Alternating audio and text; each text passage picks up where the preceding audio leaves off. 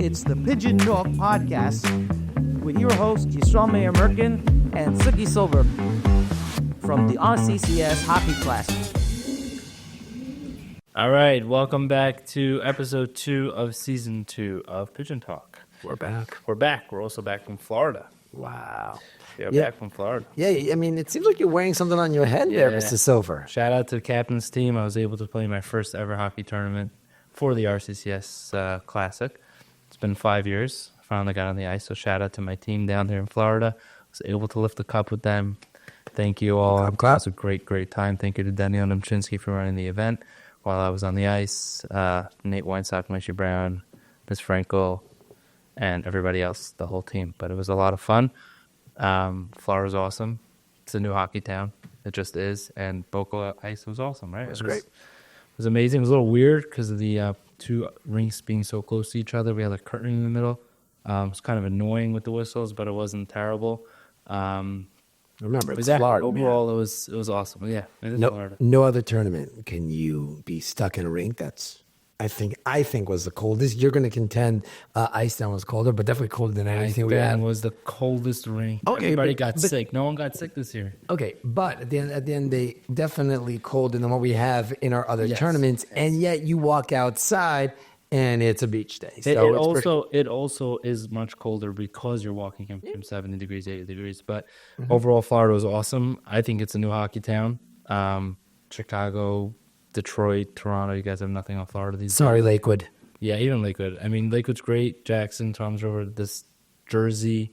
I guess you call it Jersey because you have North Jersey team, all that stuff. You guys have a lot of teams, but Florida's just, it's crazy. It's really crazy. And they got some nice facilities down there. But, shout out to Florida. Looking forward. Gameplay was great. Players, yeah. It really was. I don't think we've ever had, such a competitive top division where the teams were so evenly matched. I don't think there was any game that had its goal differential be less more than 3 goals. I mean, it was amazing. That was cool. And then we had that crazy game in the the shutout. I mean, the shootout. The 18-round shootout, and it wasn't like you had guys that were going. It was a crazy shootout. This is not a lower division shootout. This is a pretty high level. And 18 rounds, the goalie play was amazing. It just shows what happens if a goalie is standing on his head. There's nothing you can do, and it was great. And the lower division as well, quite competitive. And the New York captains team, led by one Suki Silver, took home the trophy. That's right. There we go. The trophy's still in Florida, but I get to wear this in XC. You get that. Wow.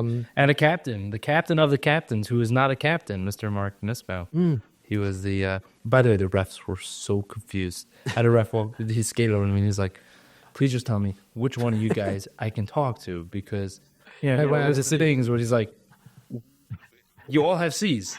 But yeah, so Mark Nisbau, thank you. And just to tell everyone that Mark is one of the OGs. Happens to be when Gabe Jacobson and I, when we were actually trying to find people who we could throw the idea by, Mark was one of the first people that we actually sat with, went out to his office, and this is the first time in 8 years that Mark was able to raise a trophy. Yeah, Mark won because when NBL finally won, Mark had already left, so he had left the team. So yeah, quite special. That's awesome. Well, and the beauty of RCCS, yeah, Mark. There you go. And the beauty of RCCS is that we just don't stop. We just don't stop, jumping straight into the New York tournament. But before we leave Florida, I think we'd be remiss not to remember what was truly memorable about the event, the award ceremony, and really the dedication of the event in memory of Avery Cohn. For all those who are listening on this podcast, I'm sure you remember Avery, our number one fan, who touched all of us and inspired all of us to really push ourselves and raise as much as we could for the organization. The tournament was dedicated in his memory. Sam, his father, accepted the dedication on behalf, and there was not a dry eye in the entire place. Yeah, it was quite memorable and inspirational. It was very special. We raised a banner in his memory, which the owner of the rink actually called me on his way out. He was crying. He's like, "Listen, I'm going to keep that banner up. It's staying." So it's there at Boca Ice, and we miss you, Avery. And yeah, it was special that team raised the most amount of money. and just bigger and better next year. I know we had about 4 teams trying to get in, but we're looking forward to Florida year 5 or 4. Don't ask me at this 4 or point. 5. It's crazy. Yeah, I remember. Yeah, but let's talk New York a little bit. Jumping right into the Yeah. big tournament. I mean, I have an RCCS update. Hockey Classic. Yeah, I have a personal update. What's your personal update? from the last time we did this? I Oh. was challenged to lose 30 pounds. Yeah, for all those who are hoping that they'd be able to, take slap shots on Suki, he is about to dash your dreams. He's dashing your dreams. So, Suki, how many first of all, Shout out to my trainer who actually made this for me. that looks like I could take a bath in it, by the way. Well, yeah, you could take a bath. In it. Oh, don't go there. You went there. Wow. Set myself up. Yes, you did. But I am actually at 216 pounds, 216.3. But yeah, that is a almost 14-pound loss in 3.5 weeks. Are you fasting? You're actually eating? It's been crazy working out twice a week, doing the training regimen that you guys will see on the app. I'm actually doing what you guys should do. It's crazy. I just played flag football for 2 hours in freezing cold temperature and just being able to move. I was always able to move, but being able to do that with losing 15 pounds, it's ridiculous. It's crazy. It's amazing. It feels good. I still have at least 15 pounds to go. I'm hoping I could do it. It's always easy in the beginning, but to get that extra 15 pounds is going to be hard. It's also Hanukkah as we're filming this right now, and I have Sufganiyot. 1,000 calories of just latkes. I didn't even have a donut yet. No donuts? No donut yet. It's been difficult, but to be honest, shout out to coach, to trainer Yechiel Levinson? No. Levinson. That's our printer. Shout out to Levinson. But shout out to Yechiel Goldson for putting together a really cool training situation. It's hard. It's not easy. It's tough. It looks easy when you're doing the first round. When you're doing 6-7 rounds in a row, being timed, it's crazy, but it will help your game. It will help you get in shape. It'll help you feel much better. You'll last longer on the ice. You'll be able to get in longer shifts. Come to the championship game, you'll be just hurting a lot less and be a lot faster. So check out the app. Please do. We put it on the chats. We're going to keep putting it on. Check out the app. It on the app tracks all your progress. You put in your update on how, your fastest time, and you keep doing it every day. There's a leaderboard for every single exercise. So as you go along, you can see other people's progress. You're doing it as a group, it's much easier. And it's also a lot of fun. It's not just doing it, on your own at home. You're part of a group. So check that out. And What else can we talk about so far with the 2025?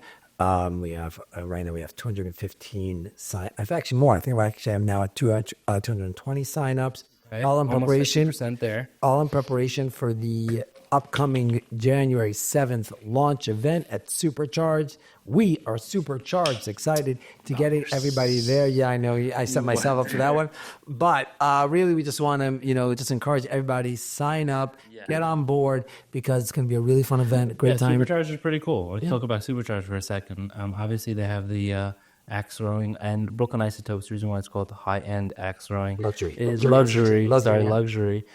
It's pretty cool. It's not just regular axe throwing. You have 30 different games with the axe throwing, bowling, tic-tac-toe. It's like a whole thing. It's pretty cool. Obviously, we're serving food. There, we'll put on some games to watch. NHL games is a bar. Unlimited arcades for everybody as well. Okay. And then they have the world's largest indoor, or at least the United States' largest indoor go-karting. So can I ask you a question? The go-kart, this is a very important question, because I just want to know. So we went down to Supercharge, right? So we went down to Supercharge, and we wanted to make sure that, that was suitable for our players. And we happened to have taken a trip around the track a little bit, and I got into a car, and you got into a car. Yes. And I just want to know who beat the other person, who just had a faster time, was more. Please tell me. My memory doesn't serve me so well. What's very cool about this go-karting thing, it's not who wins first. It's all times. Wait a second. No, you're right, but give me a second. The way you get, it's based on Formula One. So it's all, well, not really, but okay. the way you feel when you're going in, it's like a Formula One car. You put very cool. you put in the head, what's it called, like the I don't know, the protective material, and then on top of that you have to put on your helmet. And it's all electric, which is cool. And you actually have DRS zone, or I guess nitrous. Technically, if you don't hit any of the walls, you get yourself extra speed. But what's really cool is that it's all time based. So your fastest lap around the track, that's what gets time. So your fastest lap against everybody else's fastest lap. It's not who comes in first. You had, I think it was 0.5 second of a second faster lap than I did. It wasn't more than a second. But you know what's amazing, by the way? But I have more than 150 pounds on you, dude. The fact that you Over actually 150 pounds. That's fine. But the fact that you actually remembered it. See, I have no idea. I don't even know. All I know is I won. The fact that you remember means it stings. Stings a little bit. I cannot lose. Got I'm it. a very bad loser. Got it. And I have 150 pounds on you, and yes, you're literally. But as we segue into as we segue from games of play to what we really do here, and the effect that all of you have, and what's really important in life. Okay. I think it's a nice segue into our guest today.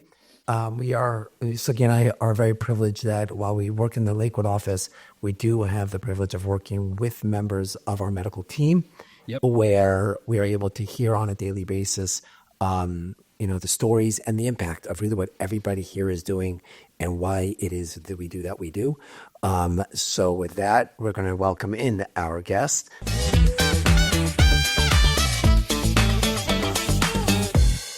Okay, I would like to welcome Mr. Chaim Klein from our medical referral team, who took time out of his busy day on Hanukkah and also in between phone calls, that's why he's still wearing a headset, to the podcast, who will give us a little bit of an insider look and view on what we do at RCCS to help patients. So welcome. Thank you so much for taking time. Tell me, what do you do at RCCS? What division are you part of? And yeah.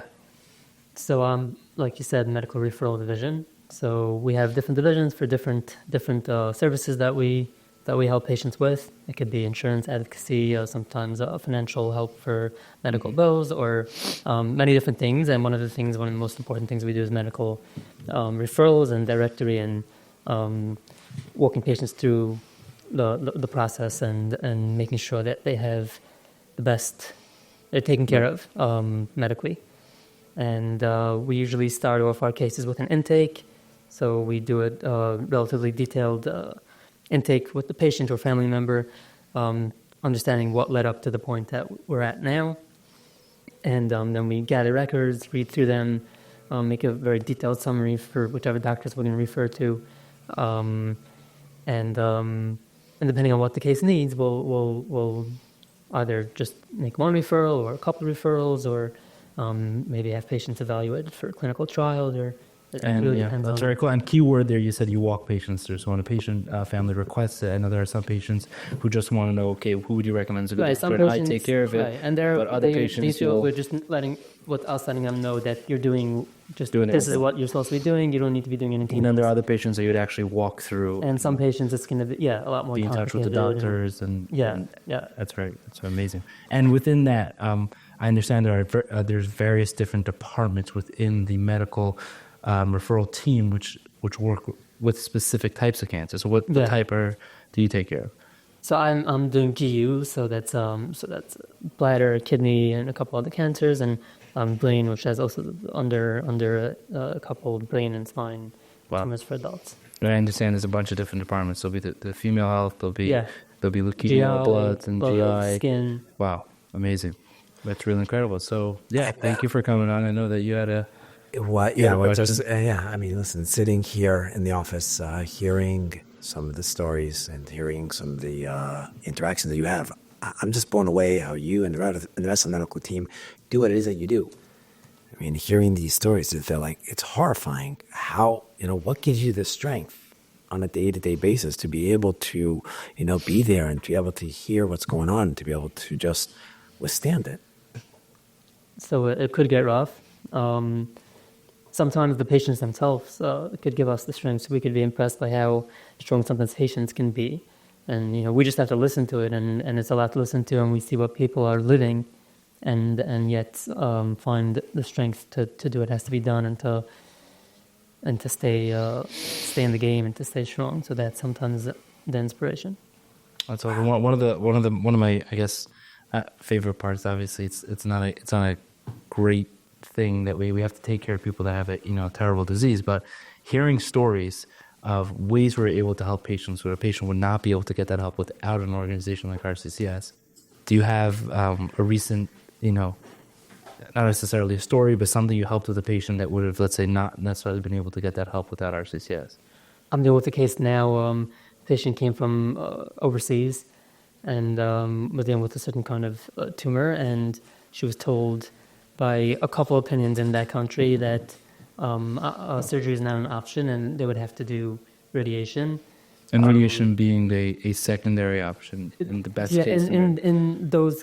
With that kind of tumor, surgery is the best option when it could be done safely. Okay. And the patient had surgery on the tumor once, it came back, and the multiple opinions there said that we're not doing it again, it's too risky.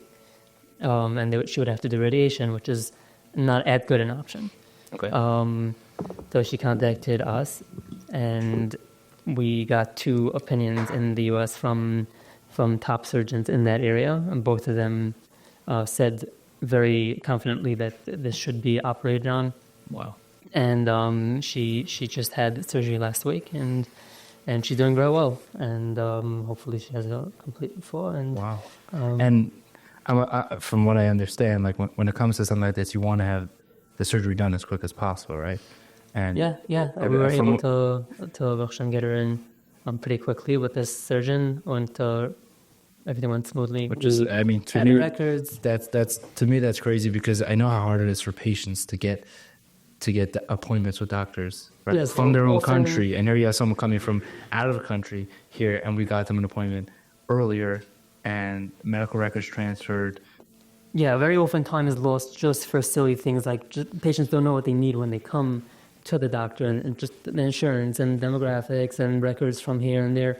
So we don't contact the doctor usually without everything. And like when we were sending out a referral, we have everything together with the history, insurance, if there's insurance, demographics, but whatever it is that needs to be done. Do doctors appreciate that RCCS knows exactly what they want before a patient calls? Like, oh, I'm going to need to see this record. No problem. We have it already. Insurance. Yeah. I think we make things a lot easier for the doctor's offices who we work with. Most of the time, sometimes we harass them a little bit for the patient's sake. But overall, I think the doctors we work with are do they appreciate working with RCCS? Is it something where they understand the value and value working with RCCS? Oh, definitely. I mean, there are doctors who don't work very well with referral agencies, and we're not going to use them. Doctors generally, the ones who we work with and the ones who we build relationships with, and we make sure those are with the ones that we believe are the best ones. I guess the key word there is relationship. You actually build a friendship, you build a relationship, and it's like a team. With the key staff within the doctor's office. Wow. Also, sometimes so it's not just the doctor; it's the secretary, it's the wow. The nurse practitioner or whatever. Having relationships with them also helps. That's fair. It's amazing. Just on that, I just got contacted. One of the players who Arshim is playing now, so his daughter was helped by the organization, and his daughter actually reached out to me today that she wants to, besides help her father raise money, she actually wants to help out in the tournament. So it's, to me, it's just beautiful how it all comes full circle. The event that helps her, now she was helped by the organization. Now she wants to come back and be a volunteer and help in the tournament. I think this is a beautiful synergy of just bringing everything together. That's amazing. That's amazing. I know you work in our office and you'll hear everything about hockey.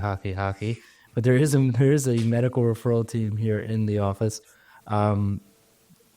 What's your thoughts on the hockey tournament? What would you say to the players? Do you see an increase of services we're able to provide because of the money that we're bringing in through hockey? Do you like the energy? Like, let's talk hockey a little bit. What do you think about the tournament? Aside from being a pain when you're on the phone. First, I'm keep on being distracted by this. Look through this. What's this? Our podcast is called Pigeon Talk, so this is our little pigeon. We don't have a name for it yet. Suggestions are welcome. But yeah, the podcast is called Pigeon Talk. It's inspired by Team Pigeons, and what inspired them, from what I understand, is that one of the greatest, I guess, trash talk, slang, or whatever you can use in the ice is you call someone a pigeon who doesn't know how to skate. So someone who's new, he's coming to a men's league game, thinks he knows what he's doing, he has no idea how to skate, you call him a pigeon. So that's why we're called Pigeon Talk, because you saw me right now. I had no idea anything about skate. We learned some stuff, but we're just a couple pigeons schmoozing hockey, so yeah, that's what it's for. Yeah. So I think I deflected a question of yours. You did. It's fine. It's okay. I don't know. I don't know what to say. That I hear a lot about hockey. I don't know much about hockey. I don't know if that's offensive to your viewership. Did you get a drive or any sort of like spark in you that says, you know what, I want to learn how to skate and play hockey? It sounds interesting. I've tried to skate a couple times, but not on ice. Didn't work? And I don't think I would bother. Okay. I guess I could say I'm impressed with people who could. Okay. All right. To me, that looks like they're doing. Well, I think all the players who skate in tournament are very impressed with what you're able to do to help patients. I see it on a daily basis. I see how busy you are, unfortunately, but also fortunate that everybody gets the help that they need. I understand that the medical referral team, the insurance team, the financial team, it just keeps growing.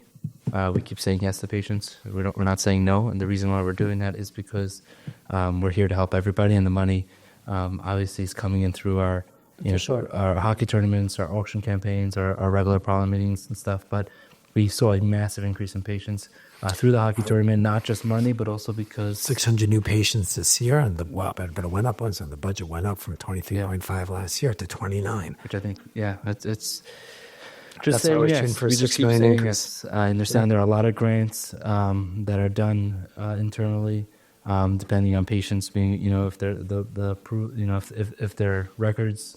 If they're eligible, if they're eligible and where they are in general in their treatment, but there's a lot of stuff that I don't know about. That it's working here 5 years, I still hear new things about new options that we're doing for patients, which is incredible.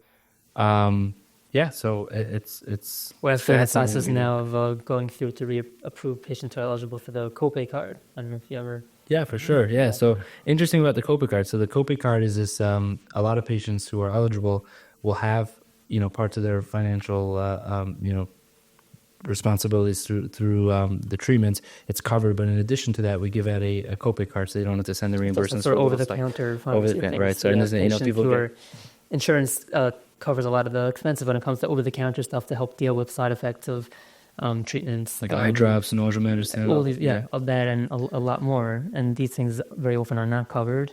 And for some patients, it's just another financial hit. Right. And this card, it's renewed every year based on eligibility, and it just takes off that. So I understand that this card works only in pharmacy or and doctor's also, offices for copays. I believe it's also. I mean, I'm not directly involved with that program, but it's also, I think, for copays and doctor's offices. Which is amazing because you have a patient who's so grateful for the financial assistance we do offer. And they won't necessarily want to push in a $30 referral reimbursement for for eye drops. Here they just swipe it and they don't see anything our statistics here. It's amazing. And from what I understand, that increase actually was able to, because I know it used to be $1,000, now it's up to I think $1,500. Possibly. I think so. I think that happened because of the increase in funds raised at the RCCS hockey tournament. So definitely everything we do costs money and we can't do it without it. Yeah. Well, thank you so much for coming and sharing a little bit about it. And guys, we'll see you at the next episode. But just one quick thing. If anybody can if you know the answer to this question and you send it in, you're automatically entered into a raffle. For what? So, that's a good question. What are we giving out? That's what we're asking. What should we give out, Daniel? Think of something. NHL hockey jersey. Really? Should we do that? An answer for this week? Yeah. That's pretty big. Yeah. NHL hockey jersey of your choice. What division of services at RCCS are you a part of? You tell us. Well, what no. division- You have to, You have to tell. He has to tell us. So therefore, us what only people who have listened will be able to. Yeah. So Just let everybody know what division of the RCCS. Oh, got it. yeah, that's okay. So I do GU and let's say brain, CNS, brain, But you're in the medical resource, the medical referral department. Right. So the answer is medical referral department, and for an extra ticket, GU brain yes. tumors. Okay, amazing. All right. Thank you. See you later. Thank you so much. Checking out.